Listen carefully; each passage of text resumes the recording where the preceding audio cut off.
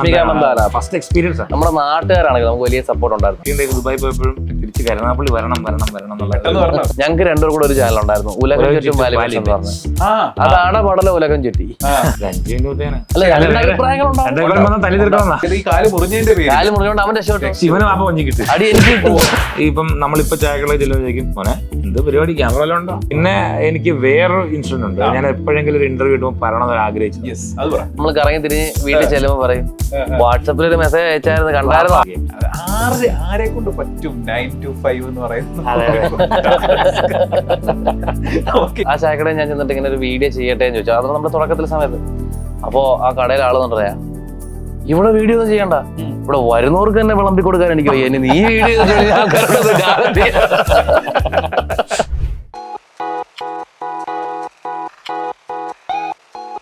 അപ്പൊ ഇന്ന് നമ്മളുടെ കൂടെ ഉള്ളത് കിഡിലൻ 2 ഇൻഫ്ലുവൻസേഴ്സ് ആണ്. അതായത് നമ്മുടെ നീമാരുടെ നാട് കരുനാഗപ്പള്ളിയുടെ സ്വന്തം 2 പേര്.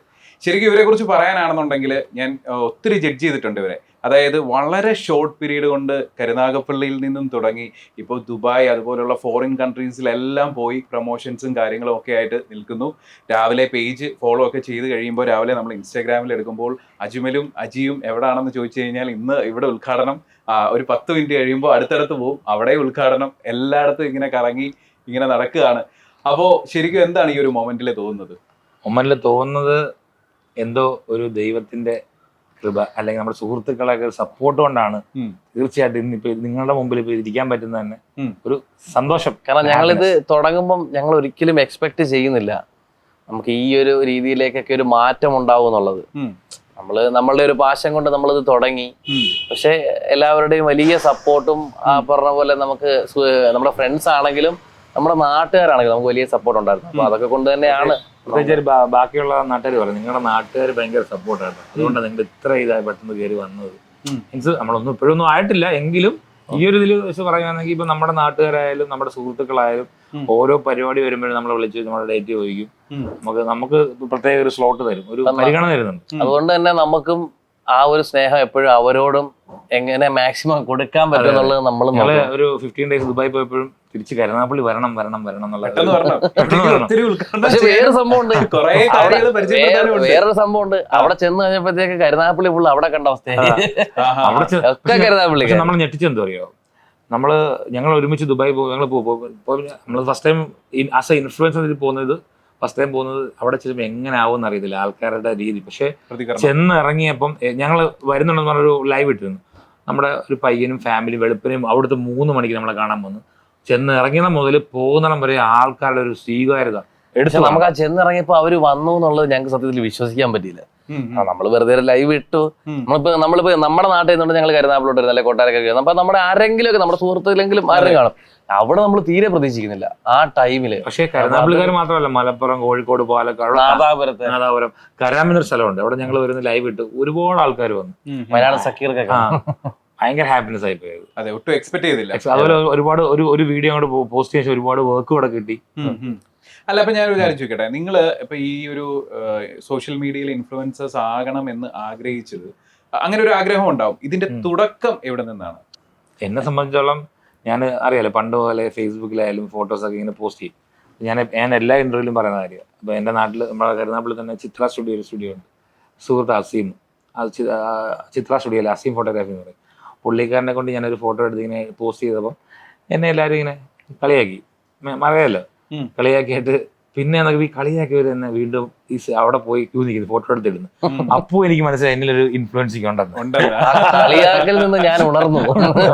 അതെ, അപ്പൊ നമ്മള് ഫോട്ടോ എടുത്ത് ഇട്ടപ്പോ കളിയാക്കി, അത് കഴിഞ്ഞപ്പോ ഇങ്ങനെ നൈസായിട്ട് അപ്പുറത്തോടെ പോയിട്ട് അപ്പൊ നമ്മൾ ചെയ്ത സാധനം അവര് അത് ഫോളോ അപ്പ് ചെയ്യുന്നുണ്ടോ എനിക്ക് എന്നിൽ ചെറിയൊരു ഇൻഫ്ലുവൻസിങ് ഉണ്ടോ എന്നൊരു സംശയം. അങ്ങനെ തുടങ്ങിയത്. അപ്പൊ ഫസ്റ്റ് പ്ലാറ്റ്ഫോം ഏതായിരുന്നു? ഫേസ്ബുക്ക്. ഈ വ്ളോഗായിട്ട് സ്റ്റാർട്ട് ചെയ്യുന്നത് ഇൻസ്റ്റാഗ്രാമിലാണ്. ഞാൻ ആക്ച്വലി നേരത്തെ ഇങ്ങനെ നമുക്ക് ഈ ഹിസ്റ്റോറിക്കല് അങ്ങനെ ചില പൊതുവിഷയങ്ങൾ ഇതൊക്കെ ഇങ്ങനെ നോക്കിയിട്ട് നമ്മൾ ചെറിയ വീഡിയോ ഒക്കെ ചെയ്യും. പോസ്റ്റ് ചെയ്തൊന്നുമില്ല, അങ്ങനെ വീഡിയോ ചെയ്തിട്ടൊന്ന് കണ്ട് സാറ്റിസ്ഫൈഡ് ആയിട്ട് പിന്നെ ഡിലീറ്റ് ചെയ്യും. ഒരു കോൺഫിഡൻസ്, നമ്മളത് ചിലപ്പോ ഇട്ട് കഴിഞ്ഞാൽ അത് എന്താ ഒരു കോൺഫിഡൻസ് കുറവ് ഉണ്ടാവുമല്ലോ, അങ്ങനെ ഒരു ചെറിയ ഇതുണ്ടാവും. പിന്നെ ഞാനങ്ങ് ഇട്ട് തുടങ്ങി. ഇട്ടപ്പോഴത്തേക്ക് അത്യാവശ്യം ആദ്യം ഇട്ടപ്പോ തന്നെ നല്ലൊരു സ്ട്രൈക്ക് ഉണ്ട്. പിന്നെ ഞാൻ ഇതങ്ങ് പതുക്കെ പതുക്കെ കണ്ടിന്യൂ ചെയ്തിട്ട് തുടങ്ങി. പിന്നെ ഞങ്ങൾ വേറെ സംഭവം ഉണ്ട്, ഇതൊക്കെ ഇങ്ങനെ ഇൻസ്റ്റയിലോട്ട് എത്തുന്നതിന് മുമ്പ് ഞങ്ങൾക്ക് രണ്ടുപേരും കൂടെ ഒരു ചാനൽ ഉണ്ടായിരുന്നു, ഉലകം ചുറ്റും വാലിബൻസ് എന്ന് പറഞ്ഞത്. അതാണ് പടല ഉലകം ചുറ്റി. വലിയൊരു ഗ്രോത്ത് ഇല്ലായിരുന്നു. അങ്ങനെ ഞങ്ങൾ പിന്നെ സ്പ്ലിറ്റ് ആയിട്ട് രണ്ടുപേര് തുടങ്ങിയിട്ട് പിന്നെ രണ്ട് വഴിയിൽ നിന്നുള്ള ഒരുമിച്ചാക്കി കൊണ്ടുപോയി. ഓ, അപ്പൊ അതായത് രണ്ടുപേരും രണ്ടായിട്ട് അക്കൗണ്ട്സ് തുടങ്ങിയിട്ട് അവിടെ നിന്നും സ്റ്റാർട്ട് ചെയ്തിപ്പം മെർജ് ചെയ്ത് ഒന്നായി. എന്നാലും ഫസ്റ്റ് ഞങ്ങള് ഉലകം ചുറ്റും വാലിബൻസ് എന്ന് പറഞ്ഞിട്ട് നമുക്ക് ഫസ്റ്റ് ഒരു ചാനൽ, ഞങ്ങൾ യൂട്യൂബ് ചാനലാണ് തുടങ്ങിയത്. ഇത് കഴിഞ്ഞിട്ട് അത് ഫ്ലോപ്പ് ആയി കഴിഞ്ഞപ്പോഴാണ് പിന്നെ ഞങ്ങൾ വീണ്ടും ഇങ്ങനെ നമ്മൾ രണ്ട് അക്കൗണ്ടിൽ നിന്ന് ഇങ്ങനെ ഇട്ടിട്ട് ആ ഒരു ട്രാക്കിലേക്ക് തിരിച്ചെത്തിയത്. പക്ഷെ എടുത്തു പറയേണ്ടത് വെച്ചാലേ നമ്മള് വീഡിയോ ഇട്ടപ്പം ഞാൻ ആദ്യം വിചാരിച്ചത് എല്ലാവരും കുറച്ച് ഒരുപാട് സപ്പോർട്ട് ചെയ്തു കേട്ടോ. പേഴ്സണലി മെസ്സേജ് നമുക്ക് ഏറ്റവും കൂടുതൽ എനിക്ക് നമുക്ക് അറിയാത്ത ആൾക്കാർ ഒരുപാട് പേര് മെസ്സേജ് അയച്ചത് കൊള്ളാം, മുമ്പോട്ട് കൊണ്ടുപോകണം, നിങ്ങൾക്കൊരു ഫ്യൂച്ചർ ഉണ്ട്, ചെയ്യണം. അതുപോലെ ഇതിൽ തന്നെ ഏറ്റവും വലിയ രസം എന്ന് പറഞ്ഞാൽ നമ്മളെ ഈ നല്ലത് എന്ന് പറയുന്നത് പോലെ തന്നെ നമ്മൾ ചെയ്യുന്ന വീഡിയോകളിൽ കുറച്ച് മാറ്റങ്ങളൊക്കെ വരുത്തണം, കുറച്ച് അങ്ങനെയൊക്കെ വേണം എന്ന് നമ്മളെ സ്നേഹം കൊണ്ട് വിമർശിക്കുന്ന ഒരു കൂട്ടത്തിലുണ്ട്. അങ്ങനെയുള്ള സജഷൻ പോലെ പറയും, അങ്ങനെയും ചെയ്യുന്നവരുണ്ട്. അങ്ങനെ ഒരു മാറ്റം വരുത്തിയാൽ നന്നായിരിക്കും എന്ന് പറയുന്നവരുണ്ട്. അപ്പം ഇതില് നിങ്ങളെ ആരാണ് മൂത്തത്? ട്വിൻസ് ആണോ? Yes, of course. അല്ല, അത് പക്ഷെ കണ്ടാ പറയത്തില്ലല്ലോ. എല്ലാരും പറയും. അല്ല, ഇതിനകത്തൊരു ടെസ്റ്റ് ചെയ്യാൻ പറയട്ടെ. എന്റെ സ്കൂളില് എന്റെ സീനിയർ ആയിട്ട് പഠിച്ചവരായി രണ്ടുപേരും. എനിക്ക് ഇതുവരെ മനസ്സിലായിട്ടില്ല. ഞങ്ങൾ അങ്ങനെ ആർക്കും പിടി കൊടുക്കാറില്ല. പക്ഷെ ഞാൻ എപ്പോഴും ബ്രോ നിങ്ങൾ അഫ്സലാണ് കുറച്ചുകൂടെ മൂത്തതെന്നാണ് എനിക്ക്. കാര്യം എനിക്ക് കുറച്ചുകൂടെ മെച്യൂരിറ്റി നിങ്ങൾക്കുണ്ട്. കണ്ടാൽ മെച്യൂരിറ്റി. അപ്പൊ ട്വിൻസ് ആണ്. ഓക്കെ. അപ്പൊ ഇനിയിപ്പോ എന്താണ് ഫ്യൂച്ചർ പ്ലാൻസ് ഒക്കെ? ഫ്യൂച്ചർ പ്ലാൻസ് നമ്മൾ നിൽക്കുന്ന മേഖലയിൽ പീക്ക് ആവുക, അതിൽ നിന്നും മാക്സിമം എവിടെ വരെ പോകാൻ പറ്റുമോ ആ രീതി പോവുക, നല്ല നല്ല പ്രോഗ്രാംസ് ചെയ്യുക. പിന്നെ എന്തെങ്കിലുമൊക്കെ അവസരങ്ങൾ അങ്ങനെ കൃത്യമായ ഒരു പ്ലാനിങ് എന്ന് പറയാന് ജീവിതം എന്ന് പറയുന്ന ഒരു ഒഴുക്കാണല്ലോ. ഞങ്ങളിങ്ങനെ പല മേഖലകളിൽ കൂടെ ഒഴുകി ഇങ്ങനെ വരുന്നതാണ്. ഒഴുക്കിനൊപ്പം നീന്തുന്നതാണോ ഇഷ്ടം, ഒഴുക്കിനെതിരെ നീന്തുന്നതാണോ ഇഷ്ടം? ഒഴുക്കിനെതിരെയും നീന്തേണ്ടി വരും ചില സാഹചര്യങ്ങളിൽ. നീന്തിയാലും എതിരെ നീന്തുമ്പോഴാണ് അതിനൊരു സുഖം ഉണ്ടാവും ചില സമയത്ത്, സംടൈംസ്. അതെ, അപ്പൊ ആ നീന്തി അക്കരെ ചെല്ലുമ്പോ നമുക്കൊരു സാറ്റിസ്ഫാക്ഷൻ, കുറച്ച് കഥച്ചാലും അതിനൊരു സുഖം ഉണ്ടാവും. ഒപ്പവും ഓപ്പോസിറ്റും നീന്താം. ഓക്കെ. അപ്പൊ ഞാനൊരു കാര്യം ചോദിക്കട്ടെ. അപ്പൊ നിങ്ങൾ രണ്ടുപേരും ഒരു അക്കൗണ്ട് തുടങ്ങി, അതിലൊരു തീരുമാനമായി, അതിനുശേഷം രണ്ട് അക്കൗണ്ട് തുടങ്ങി, അവിടെ നിന്നും സഞ്ചരിച്ച് ഒരു വഴിയിലൂടെ എത്തി. ഇപ്പം രണ്ട് അക്കൗണ്ട് ഉണ്ട്, എന്നാലും ഒരുമിച്ചാണ് പോകുന്നത്. അപ്പൊ ഞാൻ ചോദിക്കുന്നത്, ഇതില് ആരാണ് ക്യാപ്റ്റൻ? അങ്ങനെ ഇവന്റെ ക്യാപ്റ്റൻ ഞാൻ, എന്റെ ക്യാപ്റ്റൻ. അപ്പൊ നിങ്ങളുടെ അക്കൗണ്ടിൽ ഒരു വീഡിയോ പോസ്റ്റ് ചെയ്യുന്നതിന് മുമ്പ് ഫൈനൽ തീരുമാനം പറയുന്ന ആരാ? ഇത് ഇടണം. അല്ല, ഇപ്പം ഒരു എക്സാമ്പിൾ ഞാൻ പറഞ്ഞു. ഇപ്പം ഒരു വീഡിയോ വന്നു, അപ്പൊ ഞങ്ങൾ ഒരുമിച്ച് പോയി. അപ്പോൾ വീഡിയോ എടുത്തപ്പോൾ നമുക്ക് എഡിറ്റിംഗ് ആദ്യമൊക്കെ നമ്മൾ തന്നെ എഡിറ്റ് ചെയ്യും. ഇപ്പൊ എഡിറ്റിംഗ് ടീം ഉണ്ട്, എല്ലാം ഉണ്ട്. അവർ നമുക്ക് അയച്ചു തരും. അയച്ചു തരുമ്പോൾ ഞാൻ ഫ്രീ അല്ലെങ്കിൽ അവനായിരിക്കും നോക്കുന്നത്. നോക്കിയിട്ട് എന്തുകൊണ്ട് എന്നെ എടുത്തിട്ട് അങ്ങനെ ഉണ്ടെന്ന് ചോദിക്കും. ഞാൻ തിരിച്ചു അങ്ങനെ ഈ എഡിറ്റർ നമ്മുടെ കയ്യിൽ എത്തിച്ച് കഴിയുമ്പോഴത്തേക്ക് ഞങ്ങളൊരു ഫൈനൽ ക്ലോസ് ചെക്ക് ചെയ്യും. മാറ്റമുണ്ടോ, സാറ്റിസ്ഫൈഡ് ആണോ എന്നുള്ളത് നോക്കിയിട്ട് ഓക്കെ ആണെങ്കിൽ അപ്പോഴേ പോസ്റ്റ് ചെയ്യാം. അതായത് ഇപ്പം ഈ ട്വിൻസ് എന്ന് പറയുമ്പോൾ അതിന്റെ ഏറ്റവും വലിയൊരു ബ്ലെസ്സിങ് ഇതാണ്. അതിനകത്ത് രണ്ടഭിപ്രായം വരുന്നത് വളരെ കുറവ്. ഇപ്പൊ സഹോദരങ്ങൾ എന്ന് പറയുമ്പോൾ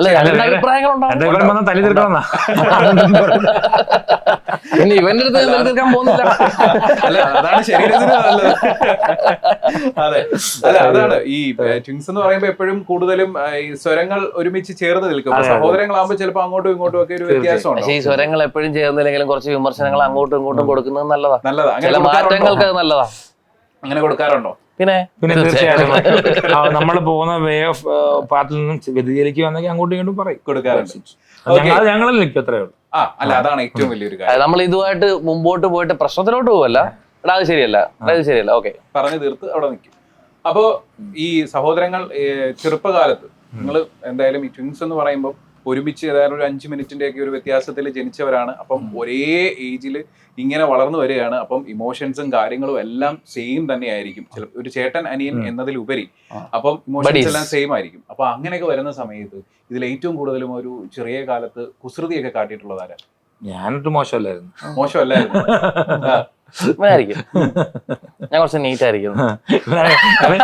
ഇവനറിയോ, എല്ലാം ഒപ്പിച്ചിട്ട് സ്കൂട്ടാവും, എന്റെ ഇലക്ക് വീഴും. അതാ പരിപാടി.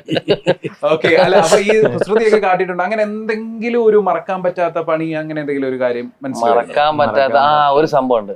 പണ്ട് സ്കൂളിൽ പഠിക്കുമ്പോ ഞങ്ങൾ ഇവിടെ നമ്മുടെ കരുനാഗപ്പള്ളി തന്നെ ചന്തക്കായൽ എന്ന് പറഞ്ഞൊരു കായലുണ്ട്. ഇവിടെ കുളിക്കാൻ പോയി. നമ്മുടെ ഹൗവ ബീച്ച് കുളിക്കാൻ പോയി. ബീച്ച് പണ്ട് ചന്തക്കായ അങ്ങനെ അവിടെ കുളിക്കാൻ പോയിട്ട് വീട്ടിൽ നിന്ന് അറിഞ്ഞു ഞങ്ങള് സ്കൂളിൽ കയറാതെ പോയത്. അങ്ങനെ അന്വേഷിച്ച് വന്നു. അന്വേഷിച്ച് വന്നപ്പോ ഇവൻ കയറിയപ്പോ കക്കാത്തോടുണ്ട്.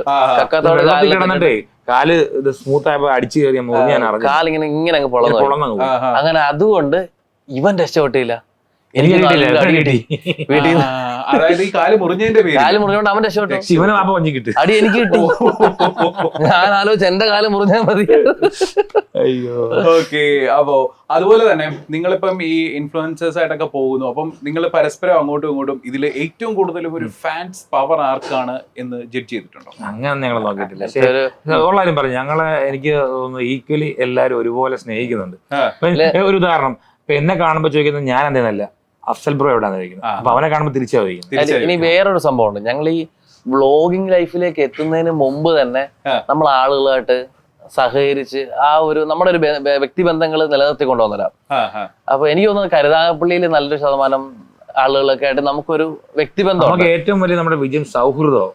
ഇൻഫ്ലുവൻസർ ആവുന്നതിന് മുമ്പ് തന്നെ ആൾക്കാരുടെ നല്ലൊരു സൗഹൃദം ഉണ്ടായിരുന്നു. അതിനുശേഷം ഇൻഫ്ലുവൻസർ ആയതിനു ശേഷം പിന്നെ നമ്മൾ ഒരുപാട് കിട്ടി. ഇപ്പൊ നമ്മള് സീനിയർ ജൂനിയർ ആയിട്ട് പഠിച്ചു വന്നവരാ. ഇത്രയും കൊല്ലം കഴിഞ്ഞപ്പോഴും നമുക്ക് ആ ഒരു സ്നേഹം നമുക്ക് ഇപ്പോഴും ഉണ്ട്. നമ്മൾ ഇങ്ങനെ ഇരിക്കുന്നെങ്കിൽ നമ്മുടെ ബന്ധത്തിന്റെ 8ാം ക്ലാസ് 9ാം ക്ലാസ്. അപ്പൊ ഇത്രയും വർഷങ്ങൾക്ക് ഇപ്പുറവും നമ്മുടെ ബന്ധം നിൽക്കുന്നെങ്കിൽ അത് നമ്മുടെ ഒരു സൗഹൃദത്തിന്റെ. അതെ, തീർച്ചയായിട്ടും. പ്രത്യേകിച്ച് നമ്മുടെ ഈ കരുനാഗപ്പള്ളിയുടെ ഒരു പ്രത്യേകത എന്ന് വെച്ച് കഴിഞ്ഞാല് പൊതുവേ സാധാരണക്കാരായിട്ടുള്ള ആളുകൾ ഏറ്റവും കൂടുതലുള്ള ഒരു സ്ഥലമാണ്. അപ്പൊ ഇവരെല്ലാം ഏറ്റവും കൂടുതലും കുറെ ആളുകളൊക്കെ ചെലവിടുന്ന ഒരു സ്ഥലമാണ് നമ്മുടെ നാട്ടിലെ ചായക്കടകൾ. അല്ലെ, ചായക്കടകൾ നമുക്ക് ഒട്ടും മിസ് ചെയ്യാൻ പറ്റാത്ത ഒരു കാര്യമാണ്. നമ്മുടെ വീഡിയോസ് എല്ലാം ചായക്കട തുടങ്ങിയത്. അതെ, അതാ ഞാൻ ചോദിക്കാൻ വരുന്നത്. അപ്പം ഈ ചായക്കടയിൽ ഇപ്പൊ നമ്മൾ ചെന്നിരിക്കുന്ന സമയത്ത് പല ഏജിലുള്ള ആളുകൾ കാണും, അവിടെ രാഷ്ട്രീയം കാണും, പല ചർച്ചകളൊക്കെ, ചൂടൻ ചർച്ചകൾ, അടിപൊളി ചർച്ചകൾ കാണും. അവിടെ ചെല്ലുന്ന നിങ്ങൾ രണ്ടുപേരും ചെല്ലുന്ന സമയത്ത് ഏറ്റവും കൂടുതലും ഫസ്റ്റ് ആളുകൾ ഐഡന്റിഫൈ ചെയ്യുന്ന അറിയാം. അതിൽ ഞാൻ പറയാൻ അതിൽ ടിസ്റ്റ് ഉണ്ട്. ഇവനെടുത്ത് അജ്മലാന്ന് ചോദിക്കും, എന്റെ അടുത്ത് അഫ്സലാന്ന് ചോദിക്കും. ഇതിൽ വേറെ സംഭവം അറിയാം. ഞങ്ങള് 2 ചാനലിലെ കേസ് പറഞ്ഞല്ലേ, 2 ചാനലില് ഞങ്ങള് എപ്പോഴും ഒരു ഇപ്പൊ എനിക്ക് എന്റേതായിട്ടൊരു കണ്ടന്റ് ഞാൻ ചെയ്യുന്നുണ്ടാവും, ഇവൻ അവന്റേതായിട്ടുള്ള കണ്ടന്റ് ചെയ്തിട്ടുണ്ടാവും. പിന്നെ ചില ഞങ്ങൾ ഒരുമിച്ചു. അങ്ങനെ വീഡിയോ കാണുമ്പോ അവർക്ക് ഞങ്ങളെ പറഞ്ഞ് മാറിപ്പോകും അങ്ങോട്ടും ഇങ്ങോട്ടും. ഞങ്ങൾ ട്വിൻസാന്ന് കണ്ടാലും പറയില്ല, പക്ഷെ അറിയാത്തവർക്ക് മാറിപ്പോകും. പിന്നെ ഇപ്പം നമ്മളിപ്പോ ചായക്കടയിൽ ചെല്ലുന്ന ചോദിക്കും, മോനെ എന്ത് പരിപാടി, ക്യാമറ എല്ലാം ഉണ്ടോ? അപ്പൊ ഞങ്ങൾ പറയും നോക്കിയൊരു ഹായ് പറഞ്ഞേക്ക്. ഇപ്പൊ അങ്ങനെയാണ് ചോദിക്കാറ്. അതിലെ പറയുന്ന പോലെ നമ്മുടെ ഉസ്താദ് ഹോട്ടലിലെ സിനിമയിലെ മറ്റേ ആസിഫ് അലിയുടെ അടുത്ത് വന്നിട്ട് മമ്മൂക്കോയാണെന്ന് തോന്നുന്നു ചോദിക്കുന്ന ചോദ്യം നിങ്ങളല്ലേ ഈ കുഞ്ചാക്കോന്ന് ഒരു കാര്യമാണ്. ഓക്കെ. അപ്പൊ ഈ സോഷ്യൽ മീഡിയയില് നമ്മുടെ ആക്റ്റീവായി കുറെ നാളുകളായി, ഇപ്പം കുറെ ഇൻഫ്ലുവൻസേഴ്സ് ആയി, കുറെ ബന്ധങ്ങളും കാര്യങ്ങളും ഒക്കെ ആയിട്ട് ഇങ്ങനെ മുന്നോട്ട് പോകുന്നുണ്ട്. അപ്പം ഇതുവരെ സോഷ്യൽ മീഡിയയിൽ നിന്ന് കിട്ടിയിട്ടുള്ള വളരെ വിചിത്രമായിട്ടുള്ള ഒരു അനുഭവം, അതായത് ഇൻഫ്ലുവൻസറിന്റെ ഭാഗമായിട്ട് കിട്ടിയിട്ടുള്ളതാകാം, എങ്ങനെയും ഒരു വിചിത്രമായ ഒരു അനുഭവം കുറച്ച് തമാശയൊക്കെ കലർത്തി ഒന്ന് പറഞ്ഞാൽ എങ്ങനെ ഇരിക്കും? ആക്ച്വലി തമാശക്കാട്ടി ഉപരി ആദ്യമായിട്ട് ഇപ്പം കരുനാഗപ്പള്ളി വെസ്റ്റ് ഇന്ത്യയുടെ ഇനാഗുറേഷൻ ആണ് നമ്മൾ ആസ് എ ഗസ്റ്റ് ആയിട്ട് ആദ്യമായിട്ട് വന്നല്ലേ. വെസ്റ്റ് ഇന്ത്യയുടെ എനിക്ക് രശ്മിക ഞങ്ങള് ആ ഇനാഗുറേഷൻ കഴിഞ്ഞ് താഴോട്ട് ഇറങ്ങിയപ്പോ ഉണ്ടല്ലോ, ഒരുപാട് പേര് ഞങ്ങളത് ഫോട്ടോ എടുത്തു. അപ്പൊ ഞങ്ങൾ ഫസ്റ്റ് എക്സ്പീരിയൻസ് ആണ്. അപ്പൊ ഞങ്ങൾ തമ്മിൽ പറഞ്ഞൊരു ഡയലോഗ് മറ്റേ സിനിമ പറയാം, നമുക്ക് വട്ടായതാണോ നമുക്ക് വട്ടായതാണോ അങ്ങനെ തമാശ പറയത്തില്ലേ, ഫൺ പോലെ പറഞ്ഞത്. പക്ഷേ അതെന്ന് വെച്ച് കഴിഞ്ഞാല് ലൈഫിൽ ഒരിക്കലും മറക്കാൻ പറ്റാത്ത നിമിഷമായിരുന്നു. കാര്യം എന്ന് വെച്ച് കഴിഞ്ഞാല് നമ്മൾ ഒരിക്കലും പ്രതീക്ഷിക്കുന്നില്ല നമ്മളെ ഇത്ര ആൾക്കാർ സ്നേഹിക്കുന്നുണ്ട്. അത് കൊച്ചു പിള്ളേരും മുതല് വലിയ ഫാമിലി ആയിട്ടുള്ള അഡൽട്സ് വരെ നമ്മള് നമ്മുടെ ഒരു സക്സസ് എന്ന് പറയുന്ന സത്യത്തില് നമ്മൾ ഒരാള് അറ്റ്ലീസ്റ്റ് റെക്കഗ്നൈസ് ചെയ്യാന്നുള്ളത് തന്നെയാണ്. നമ്മളെ തിരിച്ചറിയുമ്പോ തന്നെ നമുക്കൊരു ഉണ്ടാകുന്ന സന്തോഷം. അതാണ് നമ്മളെ ഏറ്റവും വലിയൊരു ഹാപ്പിനെസ്. നമ്മളൊരു കാര്യം ചെയ്യുമ്പോൾ ഏർണിങ്സ് ചെയ്യാനായിട്ട് അപ്പുറം ഒരു ആൾ മനസ്സിലാക്കുക. നമുക്കിപ്പോ ഇതിൽ നിന്ന് വലിയ അവിടെ ഏറ്റവും വലിയൊരു കാര്യമുണ്ട്, ആ പ്ലാറ്റ്ഫോമിൽ നിൽക്കുന്നത് രശ്മികയാണ്. അതെ അതെ അതെ.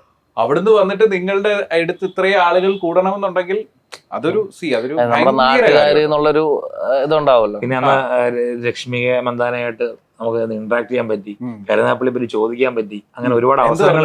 കുറിച്ച് ചോദിച്ചപ്പോ അവർ പറഞ്ഞതെന്ന് വെച്ചാൽ അവർക്ക് കേരള ഫുഡ്സ് ഒക്കെ ഇഷ്ടമാണ്, നല്ല സ്ഥലമാണ്. പിന്നെ എനിക്ക് അപ്പവും ചിക്കൻ ബീഫൊക്കെ കഴിക്കും, പക്ഷെ എന്റെ ട്രെയിനർ എന്നെ സമ്മതിക്കത്തില്ലെന്നൊക്കെ ഫൺ പോലെ പറഞ്ഞു. പിന്നെ ഞങ്ങൾ അവിടെ ഈ അത്രയും ക്രൗഡും പ്രശ്നങ്ങളൊന്നും ഇല്ലായിരുന്നെങ്കിൽ ഞങ്ങൾ മന്ദാനെ കൊണ്ടുപോയി നമ്മുടെ കൊണ്ടുപോയി 2 ബീഫ് കഴിപ്പിച്ച്. അതെ, ഓക്കെ. അപ്പൊ അതായിരുന്നു ഒരു വിചിത്രമായിട്ടുള്ള ഒരു അനുഭവം എന്ന് പറയുന്നത്. ഒരുപാടുണ്ടെങ്കിലും ഏറ്റവും കൂടുതൽ എപ്പോഴും സ്ട്രൈക്ക് ചെയ്യുന്നത്. പിന്നെ എനിക്ക് വേറൊരു ഇൻസിഡന്റ് ഉണ്ട്. ഞാൻ എപ്പോഴെങ്കിലും ഒരു ഇന്റർവ്യൂ ഇടുമ്പോൾ പറയണമെന്ന് ആഗ്രഹിച്ചത്. ഞാൻ ഇവിടെ കായംകുളത്ത് ഒരു പയ്യനൊരു ആക്സിഡന്റ് ഉണ്ടായിരുന്നു. അപ്പം ഞാൻ അങ്ങനെ ചാരിറ്റി വീഡിയോസ് ചെയ്യുന്ന വളരെ കുറവാണ്. അപ്പം നമ്മുടെ പിള്ളേരെല്ലാം പറഞ്ഞ് അന്ന് അഫ്സലിനെ വിളിച്ചു. അഫ്സൽ മലപ്പുറത്ത് വൈഫ് ഹൗസിൽ പോയിരിക്കുക. അന്നേരം ഞാൻ മാത്രമേ ഉള്ളൂ. ഞാൻ വീഡിയോ ചെയ്ത് അപ്പോൾ ഞാനത് ഇട്ട് കൊടുത്ത് അത്യാവശ്യം കയറി. പിന്നെ കുറേ നാൾക്ക് ശേഷം ഞാൻ വെഡ്സ് ഇന്ത്യയിൽ നിന്ന് ഇങ്ങനെ ഇറങ്ങി വരുമ്പം ഒരു ഉമ്മ വന്നിട്ട് എന്നെ പിടിച്ചു നിർത്തിയിട്ട് പറഞ്ഞു, മോനെ എന്നെ മനസ്സിലായെന്ന് ചോദിച്ചു. ഞാൻ പറഞ്ഞു, എനിക്ക് മനസ്സിലായില്ല. എൻ്റെ മോൻ്റെ വീഡിയോ ആയി ചെയ്തത് ബിലിവേഴ്സിൽ സർജറി ആയിട്ട്. അത് നാഷണൽ ഹൈവേയുടെ കുഴി എടുത്തിട്ട് മറിഞ്ഞു വീണ് കൂടെ 2 ആക്സിഡന്റ് നടന്നു. ഒരു ആക്സിഡന്റിൽ ഒരു പയ്യൻ മരിച്ചു. ഈ പയ്യന് സീരിയസ് ആയിരുന്നു. പക്ഷെ അവൻ ആ വീഡിയോ ചെയ്ത് ഫണ്ട് കിട്ടി രക്ഷപ്പെട്ടു, ലൈഫിലേക്ക് തിരിച്ചു. അപ്പൊ ആ മാതാവിന് എന്നോടുള്ള ഒരു സ്നേഹം, അത് വാക്കുകൾക്കപ്പുറം. അവരുടെ കണ്ണ് നിറഞ്ഞു എന്നെ കണ്ടപ്പോൾ. അന്നേരം അതിനെക്കാട്ടി എനിക്ക് ഞെട്ടിച്ചത്, മോനെ എന്റെ മോന്റെ നിക്കാഹാണ് നാളെ, കല്യാണമാണ്. കല്യാണമാണ്. അപ്പം മോൻ എന്തായാലും വരണം. അങ്ങനെ ആ ഒരു മൊമെന്റ് ഉണ്ടല്ലോ, നമ്മള് ആക്ച്വലി ഞാൻ ആ ടൈമിൽ എനിക്ക് ആ ഉമ്മയോട് എന്ത് പറയണം എന്നറിയത്തില്ല. പക്ഷെ ഞാൻ പറഞ്ഞ മോനെ ഞാൻ കാണാൻ വരുമെന്ന് പറഞ്ഞു. പക്ഷെ ഞാൻ കാണാൻ വേണ്ടി വന്നില്ല. പിറ്റേന്ന് തന്നെ എനിക്ക് വെഡ്സ് ഇന്ത്യയിൽ വെച്ചിട്ട് ആ പയ്യനെ കാണാൻ പറ്റി. എന്താ പറയാ, അവൻ എന്നെ ഒന്ന് ഓടി ഒന്ന് കെട്ടിപ്പിടിച്ചു. അതൊക്കെ ഒരു എന്താ പറയാ, ഞാൻ ഒരിക്കലും ഞാൻ അക്സെപ്റ്റ് ചെയ്ത പോലും അല്ല. മീൻസ് അതൊരു എനിക്ക് ഒരിക്കലും മറക്കാൻ പറ്റത്തില്ല. ആ ഒരു ഉമ്മയുടെ വാക്കുകൾ ജീവിതത്തിൽ പതറി നിന്നൊരു മോന്റെ വീഡിയോ കാരണം അറിയാത്തവരോട് അറിഞ്ഞ് ഒരുപാട് പേര് സഹായിച്ചു. അപ്പൊ ബിലിവേഴ്സ് ഹോസ്പിറ്റലായിരുന്നു. അവിടെ ബില്ലടയ്ക്കാനായാലും അവൻ ആ ഒരു പഴയ ലൈഫിലേക്ക് തിരിച്ചു വന്നു. അതൊക്കെ തന്നെ ആണ് എനിക്ക് അത് പറയണമെന്ന് ആഗ്രഹം ഉണ്ടായിരുന്നു ആ ഉമ്മയുടെ ടൈം. വേറൊരു തമാശയുള്ള സംഭവമുണ്ട്. ഒരു ചായക്കടയുടെ പേരൊന്ന് ഞാൻ ഓർക്കുന്നില്ല. ഒരു ചായക്കട. അല്ല, ആ ചായക്കട അത് 2 സംഭവം. ആ ചായക്കടയിൽ ഞാൻ ചെന്നിട്ട് ഇങ്ങനെ ഒരു വീഡിയോ ചെയ്യട്ടെ എന്ന് ചോദിച്ചു. അത് നമ്മുടെ തുടക്കത്തിലെ സമയത്ത്. അപ്പോ ആ കടയിലെ ആളെന്ന് പറയാ, ഇവിടെ വീഡിയോ ഒന്നും ചെയ്യണ്ട, ഇവിടെ വരുന്നവർക്ക് തന്നെ വിളമ്പി കൊടുക്കാൻ എനിക്ക് വയ്യ, ഇനി നീ വീഡിയോ അങ്ങനത്തെ സംഭവമുണ്ട്. അല്ല, അത്രയും നമുക്ക് അത്രയും ഒരു സ്വാധീനം ഉണ്ടാക്കാൻ സാധിക്കും എന്ന് മറ്റൊരാൾ ഒരു വീഡിയോ ചെയ്തിട്ട് നമുക്കൊരു വിഷമം ഉണ്ടായപ്പോ ഒരു സംഭവം ഉണ്ട്. നമ്മൾ ആക്ച്വലി നമ്മള് ഇങ്ങനെ നോർമലി ഉള്ള കടകൾ നമ്മളല്ലാ പോയി നമ്മൾ ഇഷ്ടപ്പെട്ട് ചെയ്യുന്ന. ഞാന് ഇവിടെ തേവലക്കര സൈഡിൽ ഞാനൊരു കട ചെയ്തു. ആ കടയ്ക്ക് ബോർഡില്ല, വഴിവിളക്കില്ല, വീടാണ് കേട്ടില്ലേ, പുട്ടും പപ്പടം കായലിന്റെ സൈഡില് വള്ളക്കാർക്ക് വേണ്ടി തുടങ്ങിയൊരു കടയാണ്. അവിടെ വഴിവിളക്കില്ല, കടയ്ക്ക് ബോർഡില്ല, ഒന്നുമില്ല. അവിടെ അറിയുന്നവർ മാത്രം വന്ന് കഴിക്കുന്നൊരു സ്ഥലം. അങ്ങനെ ഈ സ്ഥലം പോയി ഞാൻ വീഡിയോ ചെയ്തു. അത്യാവശ്യം ആളുകളൊക്കെ വന്നു തുടങ്ങി. അപ്പൊ ഞാൻ ഈ വീഡിയോ ചെയ്യുന്ന ടൈമിൽ അവരോട് പറഞ്ഞിട്ടൊന്നുമല്ല, നമ്മൾ ചെന്ന് സംസാരിച്ചപ്പോൾ തന്നെ കയറി ചെയ്യായിരുന്നു. അപ്പോൾ ഞാൻ കിച്ചൺ അടക്കം വീഡിയോയിൽ കാണിച്ചതാണ്. ഇത് കഴിഞ്ഞിട്ട് പിന്നെ ഒരു ടീം വന്നിട്ട് അവരുടെ ഫുഡ് മോശമാണ്, അങ്ങനെ ആ ഒരു രീതിയിൽ സംസാരിച്ചു. പക്ഷെ ഇതിന് ശേഷം ഞാൻ പിന്നെ അറിയുന്നത് ഈ കട അവര് നിർത്തി എന്നുള്ളതാണ്. അതിനെക്കാട്ട് ഈ റിയാക്ട് ചെയ്ത ആളിപ്പോ വ്ളോഗറാ, ഫുഡ് വ്ളോഗ് ചെയ്യുന്നുണ്ട്. പക്ഷെ ഞാൻ പറഞ്ഞ ഈ അവര് എന്തെങ്കിലും ആയിക്കോട്ടെ, പക്ഷെ നമുക്ക് അവരാ കട നിർത്തി എന്ന് പറയുമ്പോഴത്തേക്ക് നമുക്കുണ്ടാകുന്ന ഒരു 70-75 വയസ്സിന് മുകളിൽ പ്രായമുള്ളവരാണ്. അവരുടെ ഉപജീവന മാർഗമായിരുന്നു അത്. അപ്പൊ ആ സമയത്ത് ഇങ്ങനെ ഒരു ഇത് പറയാന്ന് പറയുമ്പോൾ അവര് മറ്റേ ഇവർക്ക് ഓപ്പോസിറ്റ് വീഡിയോ ചെയ്തവർ ഇവരുടെ കാണിച്ച കൊടുത്ത ഫുഡ് കാണിക്കുന്നില്ല, കടയുടെ അറ്റ്മോസ്ഫിയർ കാണിക്കുന്നില്ല, എല്ലാം വെളിയിൽ നിന്നുകൊണ്ടാണ് ചെയ്യുന്നത്. ഇതൊക്കെ കാണിച്ചുകൊണ്ട് കുറച്ച് റിയലിസ്റ്റിക് ആയിരുന്നെങ്കിൽ ഓക്കെ. പക്ഷെ ആ ഒരു കുടുംബത്തിന് പക്ഷെ ആളെന്നെ ഞാൻ വിളിച്ച് അന്വേഷിച്ചിരുന്നു. അപ്പൊ അവർക്കത് വലിയ വിഷമമായി. അത് നമുക്കും ഒരു ഇപ്പൊ എന്തോ അതിനടുത്ത് തന്നെ ഒരു വീഡിയോ എടുത്തിട്ട് ഇപ്പൊ റീസ്റ്റാർട്ട് ചെയ്തു എന്ന് പറയുന്നു. അതാണ് ഈ ഒരാളുടെ വാക്ക്. ഈ ഉർവശി നമ്മുടെ ആ ഫിലിം ഉണ്ടല്ലോ, മറ്റേ ദിലീപിന്റെ ഫിലിമില് പറയത്തില്ലേ, നമ്മൾ ഓരോരുത്തർക്കെതിരെയും ക്യാമറ നോക്കുമ്പോ അതിന്റെ അറ്റത്ത് മറ്റൊരാളുടെ ജീവിതം ഉണ്ടെന്ന് പറയത്തില്ലേ, അത് എത്ര സത്യമാണെന്നുള്ളതാണ്. അത് ഈ ഒരു സമാനമായ ഒരു സംഭവം തന്നെയാണ്.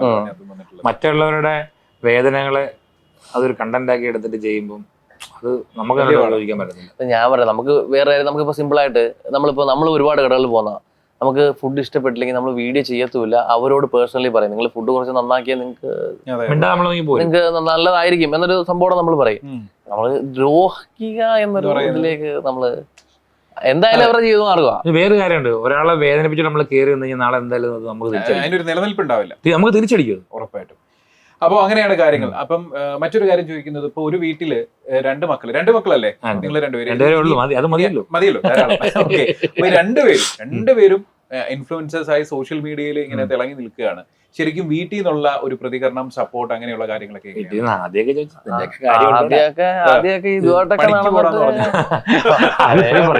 അത് വേറെ രസമുണ്ട്. അത് ഇപ്പോഴും വാട്സാപ്പിൽ ഇങ്ങനെ ഓരോ സംഭവം വരുമല്ലോ, മറ്റേ റെയിൽവേ ജോബ് വേക്കൻസി, SSCയുടെ എന്തെങ്കിലും വരുമല്ലോ. അപ്പൊ ഇതൊക്കെ അപ്പൊ അയച്ചിട്ട് നമ്മൾ കറങ്ങി തിരിഞ്ഞ് വീട്ടിൽ ചെല്ലുമ്പോ പറയും വാട്സാപ്പിൽ ഒരു മെസ്സേജ് അയച്ചായിരുന്നു, കണ്ടായിരുന്നു. പുള്ളിക്കാരൻ അങ്ങനെയുള്ള അപ്പായാലും ഉമ്മയാലും രണ്ടുപേരും ഇങ്ങനെ അയച്ചു. അവർക്കെന്ന് വെച്ചാൽ അവരറിയുന്നില്ല, ഗവൺമെന്റ് ജോലിയൊക്കെ ഒരു ജോബ് സെക്യൂരിറ്റിയും കാര്യങ്ങളൊക്കെ ഉണ്ടല്ലോ. ഇതൊക്കെ ഒരു ശാശ്വതമാണോ എന്ന് ഇതുകൊണ്ട് നടന്നാലും കാര്യമുണ്ടോന്ന് ചോദിക്കാറുണ്ട്. ഇപ്പം നമ്മള് സിനിമയിലൊക്കെ അഭിനയിക്കാൻ പോകുന്നു, സിനിമയോട് താല്പര്യമുണ്ട് അല്ലെ ഡയറക്ഷനോട് താല്പര്യമുണ്ടെന്നൊക്കെ ഓൾറെഡി പറയുന്ന സമയത്ത് പറയും സിനിമയിലോ അത് ആവശ്യമുണ്ടോ എന്നൊക്കെ ചോദിക്കുന്ന കാരണവന്മാരുണ്ടായിരുന്നു. അപ്പൊ ഈ ഇടയ്ക്ക് ഒരു ഇന്റർവ്യൂവിൽ പൃഥ്വിരാജ് ഇതിന്റെ കൃത്യമായിട്ടുള്ള മറുപടി കൊടുത്തിട്ടുണ്ടായിരുന്നു. സിനിമ എന്ന് പറയുന്നത് ഇപ്പൊ ഒരു പ്രൊഫഷൻ തന്നെയാണ്. അതിനകത്ത് നിങ്ങൾക്ക് ഇൻഡിപെൻഡന്റ് ആയിട്ട് സിനിമ ചെയ്യാം, നിങ്ങൾക്ക് മറ്റൊരാളുടെ കൂടെ സിനിമ ചെയ്യാം, അതിൽ നിന്ന് നിങ്ങൾക്ക് ഒരു ഇൻകം ഉണ്ടാക്കാൻ നമുക്കൊരു ബോസ് ഇല്ലാത്ത പരിപാടി. അതാണ് ഫ്രീ ആയിട്ട് ചെയ്യാം. ആരെ കൊണ്ട് പറ്റും 9 to 5 എന്ന് പറയുന്നത്? നമുക്കിങ്ങനെ പറന്ന് അല്ലേ നമ്മുടെ ഇഷ്ടം, ഫ്രീഡം, അതാണ് നമ്മളെ സ്വതന്ത്രമായിട്ട് എന്ത് ചെയ്യാം. അതെ, EMI ബില്ലൂടെ ഒക്കെ വരുമ്പോ മാറി അത്യാവശ്യം. ഓക്കെ, ഇനിയിപ്പോ നമുക്കൊരു ടാസ്കിലേക്ക് പോവാം. ടാസ്ക് എന്താണെന്ന് ചോദിച്ചു കഴിഞ്ഞാൽ രണ്ടുപേരും കണ്ണടക്കണം. കണ്ണ് തുറക്കാൻ പറ്റത്തില്ല.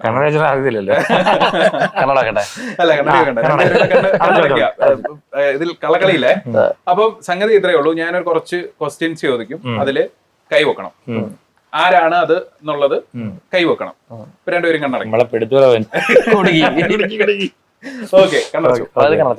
പകുതിയല്ല, അങ്ങനെ അലമില്ല. ഓക്കെ, കണ്ണടച്ച്.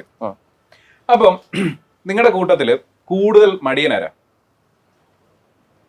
അതെ, ഇത് പറയുമ്പോഴത്തേക്ക് കൈ എങ്ങനെ കൈ പൊക്കണോ? അങ്ങനെ കൈ പൊക്കണം. സ്വന്തമായിട്ട് ആരെങ്കിലും അത് അംഗീകരിക്കുവോ? അംഗീകരിക്കുന്നവരുണ്ട്.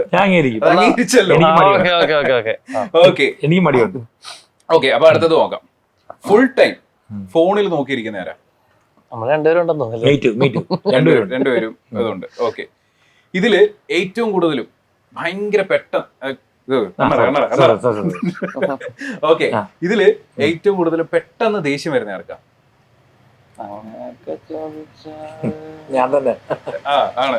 ഓക്കെ, ഇനി കണ്ണടച്ചേക്കുവാണോ? ഒന്നും കാണാൻ വയ്യല്ലോ. ഓക്കെ, അപ്പോ ഇതിൽ ഏറ്റവും കൂടുതലും പൈസ ചെലവാക്കുന്ന ആരാ? അങ്ങനൊക്കെ ചോദിച്ചാല് അതിവനായിരിക്കും. ഓക്കെ, ഇതിനകത്ത് ഏറ്റവും കൂടുതൽ എപ്പോഴും ഇങ്ങനെ സംസാരിച്ചുകൊണ്ടിരിക്കുന്ന ആളാരാ? അതിപ്പോ നമ്മൾ രണ്ടുപേരും നോട്ട്സപ്പ് കൊണ്ടാട്ടും ഒരാളെ കിട്ടിയാൽ കൊല്ലും. ഓക്കെ, അല്ല അതാണ് ഇപ്പൊ എനിക്കും അത് തന്നെ. ഈ ടാസ്ക് കഴിഞ്ഞു. എനിക്കും അത് തന്നെയാണ്. ഇപ്പൊ എനിക്കിപ്പോ ഒരാളിപ്പോ ഒരു മീറ്റിങ്ങിനൊക്കെ വിളിച്ചു കഴിഞ്ഞാല് അതൊരു 15 മിനിറ്റ് കൂടുതലൊന്നും മീറ്റിംഗ് ഇങ്ങനെ കണ്ടിന്യൂ ചെയ്ത് പോകുന്നതിനോട് താല്പര്യമില്ല. കാര്യം അതിൽ കൂടുതൽ എനിക്ക് സംസാരിക്കാതിരിക്കാൻ പറ്റത്തില്ല. അതാണ് ഒരു അവസ്ഥ. അപ്പൊ അതില് വലിയ തെറ്റുള്ള ഒരു കാര്യമാണെന്ന് തോന്നുന്നില്ല. ഞങ്ങൾക്ക് ഇങ്ങനെ സംസാരിച്ചിരിക്കുന്ന ഇഷ്ടമായതുകൊണ്ടാണല്ലോ നമ്മൾ ഇങ്ങനെയൊക്കെയുള്ള വഴിയിലൂടെ ഇങ്ങനെ പോകുന്നത്. സംസാരം നമ്മൾ നാക്കൊണ്ട് അമ്മാനാടുന്നവരാ, മനസ്സിലായോ? അതെ, അപ്പൊ നമ്മുടെ ഈ വീഡിയോ കാണുന്നത് അത്യാവശ്യം ലോകത്തുള്ള എല്ലാ മലയാളീസും ഈ ഒരു വീഡിയോ കാണുന്നുണ്ട്. അപ്പം ഞാൻ വേറൊരു കാര്യം ചോദിക്കാം. നമ്മുടെ കരുനാഗപ്പള്ളിയില് നമ്മുടെ കുറെ ലോക്കൽ ഭാഷകളുണ്ടല്ലോ, അതൊരു 2-3 പറയാമോ? നീമാരുടെ പോവാ. നീമാര് പിന്നെ കരുനാഗപ്പള്ളിയിലെ ഏറ്റവും ടോപ്പ് സാധനം അളിയ. ആളിയം വിട്ടൊരു കളിയിലളിയ. നിങ്ങള് പിന്നെ വേറൊരു പേരുണ്ടല്ലോ, പിന്നെ വേറെ സംഭവം എന്ന് പറഞ്ഞു കഴിഞ്ഞാല് ഈ മലയാള ഭാഷ മൊത്തത്തിൽ എടുത്തു നോക്കുകയാണെങ്കിൽ അതിന്റെ ഒരു വലിയ കുഴപ്പമില്ലാത്തൊരു വേർഷനാണ് കരുനാഗപ്പള്ളി ഓണാട്ടുകര സൈഡ് എന്നൊക്കെ പറയുന്നത്. ഹൈലൈറ്റ് നീമാര് അളിയ, ഇത് രണ്ടും ഞങ്ങളുടെ മാസ്റ്റേറ്റ്. അതില് നമ്മള് കരുനാഗപ്പള്ളി നീമാരുടെ നാട് എന്ന്, അതുകൊണ്ടാണ് നീമാരുടെ കരുനാഗപ്പള്ളി തന്നെ പറയുന്നത്. പല വീട്ടിലും നീമാരുടെ കരുനാഗപ്പള്ളി ഇൻട്രോ അടിക്കുന്നത്. നീമാരുടെ കരുനാഗപ്പള്ളിയിൽ അത് വന്നു ഇത് വന്നു ഇൻട്രോ അടിക്കുന്നത് എന്ന് പറഞ്ഞിട്ട് എല്ലാ വീഡിയോയിലും മിക്കവാറും നമ്മൾ ഇൻട്രോ വരാറുണ്ട്. ഓക്കെ, അപ്പം ഇനിയിപ്പം ഫ്യൂച്ചർ പ്ലാൻസിനെ കുറിച്ചിട്ട് കാര്യങ്ങളൊക്കെ പറഞ്ഞു. ഇതിനോടൊപ്പം തന്നെ വ്ളോഗ് മാത്രമല്ല, ഇനി പുതിയ എന്തെങ്കിലും സംരംഭങ്ങൾ, ബിസിനസ് അങ്ങനെ എന്തെങ്കിലുമൊക്കെ ആഗ്രഹമുണ്ട്. അങ്ങനെ തുടങ്ങുകയാണെങ്കിൽ ഏതിനായിരിക്കും പ്രയോറിറ്റി കൊടുക്കുക? ഏത് ബിസിനസ്സിനായിരിക്കും? ഫുഡ് വേണോ അതോ ക്ലോത്തിങ് ബ്രാൻഡ് വേണോ, അതല്ലെങ്കിൽ ഇതിൽ നിന്നും വ്യത്യസ്തമായിട്ട് കരുനാഗപ്പള്ളി എന്താണ് വരാനുള്ളത്? അതായത് നമുക്കൊരു ചെറിയൊരു പാർക്ക് പ്ലസ് ഫുഡ്, അങ്ങനെ ഒരു മൊത്തത്തിലൊരു വൈബ് അടിച്ചിരിക്കാൻ ഒരു സ്ഥലം, ഒരു വൈബ് സ്പോട്ട്, ഒരു ഇച്ചിരി വലിയ സ്പേസിൽ കുറെ ആളുകൾ വന്നാലും അവർക്കൊക്കെ എൻജോയ് ചെയ്യാൻ പറ്റുന്ന രീതിയിൽ റിലാക്സ് ചെയ്യാൻ പറ്റുന്ന ഒരു നല്ലൊരു. അപ്പൊ അവിടെ വരുന്നവർക്കെല്ലാം ഞങ്ങളെ കാണുമ്പോ അമ്മ QR കോഡ് വെച്ച് ഒന്ന് ഫോളോ ചെയ്തേക്കാം. അതിന്റെ ഫ്രണ്ടിൽ 2 QR code must. QR code must. അങ്ങനെ QR കോഡ് വെച്ച് ഫോളോ ചെയ്യുന്നവർക്ക് അതിനകത്തുനിന്ന് ഇത്ര രൂപ നമ്മൾ അവിടുന്ന് വേറെ ഓഫർ കൊടുക്കും. ഓക്കെ, ഇപ്പൊ നമുക്ക് ഇനി ഒരു ചെറിയൊരു റാപ്പിഡ് ഫയർ പോലെ ഒരു ചെറിയൊരു റൗണ്ട് ആണേ. ഒന്നുമില്ല, ജസ്റ്റ് കുറച്ച് കാര്യങ്ങൾ രണ്ടുപേരും പറഞ്ഞാൽ മതി. അതായത് ഇൻസ്റ്റഗ്രാം ആണോ അതോ ഫേസ്ബുക്ക് ആണോ കൂടുതൽ ഫോക്കസ്? ഇൻസ്റ്റഗ്രാം. രണ്ടുപേരും ഇൻസ്റ്റഗ്രാം ആണ്. നാട്ടിലെ സദ്യയാണോ അതോ മന്തി, ഷവർമ അങ്ങനെയുള്ള അറബിക് ഫുഡ്സ് ആണോ? ഞാൻ അറബിക്കാ കൂടുതലും. ഞാൻ മിക്കവാറും അൽഷബിന്ന് മന്തി കഴിക്കും. മന്തിയാണ് ഇഷ്ടം. സദ്യയെക്കാട്ടിലും ഇഷ്ടം ഇഷ്ടമാണ്. സദ്യ ഡെയിലി മത്തടിക്കും. പക്ഷെ അടുപ്പിച്ച് 2 ദിവസം സദ്യ കഴിച്ചത് മന്തിയിൽ അറിയാനുണ്ട്. സദ്യ ഞങ്ങൾ സദ്യ മന്തി നമ്മളൊരു സദ്യ ഞങ്ങൾ ആസ്വദിച്ച് കഴിക്കും, മന്തി ഞങ്ങൾ ഇരുന്ന് കഴിക്കും. ഓക്കെ, അതുപോലെ തന്നെ സോളോ വീഡിയോ ആണോ അതോ കൊളാബ് വീഡിയോ ആണോ? എങ്ങനെ? സോളോ ആയിട്ട് ഒറ്റയ്ക്ക് വീഡിയോ എടുക്കുന്നതാണോ ഇഷ്ടം അതോ കൊളാബ് ആയിട്ട്? ഞങ്ങൾ ഞങ്ങൾ രണ്ടുപേരോട് ആണെങ്കിൽ ഞങ്ങൾക്ക് കൊളാബ് വീഡിയോ ആണ് ഇഷ്ടം. അല്ലാതെ സോളോ തന്നെ. പ്രശസ്തിയാണോ ഇഷ്ടം, സമാധാനമാണോ ഇഷ്ടം? സമാധാനം. ഇപ്പൊ അത് കണ്ണുമുട്ടി പറയും സമാധാനം. ഇപ്പൊ കിട്ടാറുണ്ട്. പക്ഷെ വേറെ കാര്യമുണ്ട് കേട്ടോ. ഈ പറയുന്ന പോലെ നമ്മളിത് ഈ പ്രശസ്തി കാര്യം പറഞ്ഞില്ലേ, മീൻസ് നമ്മൾ പുറത്തോട്ടൊക്കെ പോകുമ്പോൾ നമ്മൾ ചോദിക്കുമല്ലോ വീഡിയോ ചെയ്യുന്നത്, അതൊരു ഹാപ്പിനെസ് ഉണ്ട്. പക്ഷെ അതിനെക്കാട്ടി ഉപരി സമാധാനമാണ് വരുന്നത്. അപ്പൊ നമുക്ക് നമ്മളെ സത്യത്തിൽ നമ്മൾ ഇങ്ങനെ ഒരു പാഷനായിട്ട് ഇറങ്ങിയ സ്ഥിതിക്ക് നമ്മളൊരാൾ തിരിച്ചറിയാന്ന് പറയുന്നത് അതൊരു വലിയ സന്തോഷമാണ്. അത് നമുക്കിനി അത് ചിലപ്പോ സന്തോഷമെന്നോ സമാധാനത്തിന് എങ്ങനെ വിലയിരുത്തിയാലും നമുക്കൊരു വലിയ ഇത് തന്നെ. അതാണ് നമ്മുടെ സമാധാനം, പ്രശസ്തിയാണ് നമ്മുടെ സമാധാനം. അതുപോലെ ഞാൻ എപ്പോഴും കാണുമ്പോഴായാലും അല്ലെങ്കിൽ ഒരു മെസ്സേജ് അയച്ചായാലും ഒക്കെ ചോദിക്കണമെന്ന് വിചാരിക്കുന്ന ഒരു കാര്യമാണ്. നിങ്ങൾ ഫുൾ ടൈം ഇങ്ങനെ കാണുന്ന സമയത്ത് എനിക്ക് തോന്നുന്നു അഫ്സലിനെക്കാളും കൂടുതലും അജ്മലിനെ കാണുമ്പോൾ എല്ലാവരും തോന്നുന്നുണ്ട് ഭയങ്കര ജാടയാണ്, ഫുൾ ടൈം ഗ്ലാസും വെച്ച് ഒരു മസിലൊക്കെ പിടിച്ച്. ഞാനത് ഒരുപാട് കേൾക്കുന്നുണ്ട്. ആക്ച്വലി നമ്മളെ കാണുമ്പോ അങ്ങനെ തോന്നുന്നെങ്കിലും അപ്പിയറൻസ് അങ്ങനെ അല്ലല്ലോ. മീൻസ് ഇപ്പൊ ഒരുപാട് പേരുണ്ട് പറഞ്ഞിട്ട് കാണുമ്പോ ജാട സംസാരിച്ച് കഴിയുമ്പോൾ അങ്ങ് മാറും. ഈ സൺഗ്ലാസ് ഒക്കെ നമ്മളൊരു പണ്ട് അത് ഇൻഫ്ലുവൻസർ ആവുന്നതിന് മുമ്പ് എനിക്ക് ഭയങ്കര സൺഗ്ലാസ് ഉണ്ട് ഇപ്പൊ എണ്ണയില്ല. പിന്നെ ഒരു അനുഭവം ഗുരുവെന്നല്ലേ, നമ്മളുമായിട്ട് പരിചയപ്പെട്ട് അടുത്ത് വന്ന് ഒരു ജസ്റ്റ് സംസാരിച്ചാൽ തന്നെ അവർക്ക് മനസ്സിലാവും. ഈ അനുഭവത്തിലൂടെ നമ്മളെ മനസ്സിലാവും. ഈ അടുത്തിടയ്ക്ക് ഞാൻ ഒരു കല്യാണത്തിന് പുള്ളിക്കാരി ഞാൻ സംസാരിച്ച് പറഞ്ഞു ഇത്ര നാൾ ഞാൻ ഫോളോ ചെയ്തില്ല, എന്താ ഞാൻ ജാട പീസായിരിക്കും. പറഞ്ഞ ഇനി അതില്ല ഇപ്പൊ തന്നെ ചെയ്തേക്കാൻ ഫോളോ ചെയ്തു. അതിനുശേഷം നല്ല കമ്പനിയാ. എന്നെ കാണുമ്പം ഒന്നാമത് ഈ സൈസ് ഒക്കെ വെച്ചിട്ടായിരിക്കും എനിക്ക് അറിയത്തില്ല, ഭയങ്കര ജാടായിട്ട് സൈസിൽ കണ്ണാടിയൊക്കെ വെച്ചത് കാണുമ്പോ ഭയങ്കര ജാട. പക്ഷെ ഇടപെടുമ്പം അങ്ങനെ പറയുന്നില്ല. ഉള്ളു ഭയങ്കര പാവമാണ്, ശുദ്ധരാണ്. മറ്റേ കാര്യരിമിന്റെ കരുത്തും. ആര് മെസ്സേജ് അയച്ചാലും നമ്മൾ മാക്സിമം റിപ്ലൈ കൊടുക്കാൻ നമ്മൾ നോക്കും. ഞങ്ങൾ മാക്സിമം നമ്മൾ രാത്രിയിലായാലും വിളിച്ചാൽ അറിയാലോ, മാക്സിമം നമ്മൾ റിപ്ലൈ കൊടുക്കാറുണ്ട്. അല്ല, അങ്ങനെ നിൽക്കണം. അങ്ങനെ നിന്നാലേ ഒരു സോഷ്യൽ മീഡിയ ഇൻഫ്ലുവൻസർ എന്ന് പറയുമ്പോൾ ഒരു സോഷ്യലി കമ്മിറ്റഡ് ആയിട്ട് നിന്നാൽ മാത്രമേ ആളുകൾ പ്രൊമോട്ട് ചെയ്തുള്ളൂ. കാര്യം ഇപ്പൊ നമ്മളിപ്പോ റോഡിലോട്ട് ഇറങ്ങി ഒരു കല്ലെടുത്ത് എറിഞ്ഞാൽ ഒരു ഇൻഫ്ലുവൻസറിന്റെ തലയിൽ വീഴുന്ന കാലം. അത്രയും സോഷ്യൽ മീഡിയയിൽ പൊട്ടൻഷ്യൽ മനസ്സിലാക്കി നിൽക്കുന്ന ആളുകളാണ് ഇപ്പൊ കൂടുതലും ഉള്ളത്. എല്ലാവർക്കും അങ്ങനെ ഉള്ളിൽ ഒരു ആഗ്രഹം. അങ്ങനെ ഒരു സംഭവം വരുമ്പോ അതിൽ നിന്ന് നമുക്കിത് എങ്ങനെ വ്യത്യസ്തമായി കൊണ്ടുപോകുക എന്നുള്ളൊരു സംഭവം നമ്മൾ നിൽക്കുന്ന മേഖലയിൽ എന്തെങ്കിലും ഡിഫറെന്റ് ആയിട്ട് പീക്കായിട്ട് പോകാൻ പറ്റിയെങ്കിൽ അവിടെ. പക്ഷെ എന്തായാലും എനിക്ക് നിങ്ങളുടെ കാര്യത്തിൽ ഒരു കാര്യം പറയാനുള്ളതെന്ന് വെച്ച് കഴിഞ്ഞാല്, നിങ്ങൾ ആ ഒരു ചെറിയൊരു ഷോർട്ട് പീരീഡ്, അത് എനിക്ക് നന്നായിട്ട് പേഴ്സണലി എനിക്ക് അറിയാവുന്ന ആ ഷോർട്ട് പീരീഡിൽ നിങ്ങൾക്ക് ഇത്രയും ഒരു ഹൈപ്പ് ഉണ്ടാക്കിയെടുക്കാൻ സാധിച്ചിട്ടുണ്ട് എന്നുണ്ടെങ്കിൽ നിങ്ങൾക്ക് ഇനി ഒരുപാട്. അത് ഞാൻ വീണ്ടും എടുത്ത് പറയാം, അതിന് കാരണം ഞങ്ങൾ മാത്രമല്ല, ഞങ്ങളുടെ സൗഹൃദം, നമ്മുടെ നാട്ടുകാർ, എല്ലാവരും നമ്മളെ സപ്പോർട്ട് ചെയ്യുന്നുണ്ട് മാത്രമാണ്. തീർച്ചയായിട്ടും അതിനൊരു ബിഗ് താങ്ക്സ്. ഓക്കെ, അപ്പൊ ഈ ഒരു അവസരം നമുക്ക് അവർക്ക് നന്ദി പറയാൻ വേണ്ടി ഞങ്ങൾ ഉപയോഗിക്കാം. അതെ.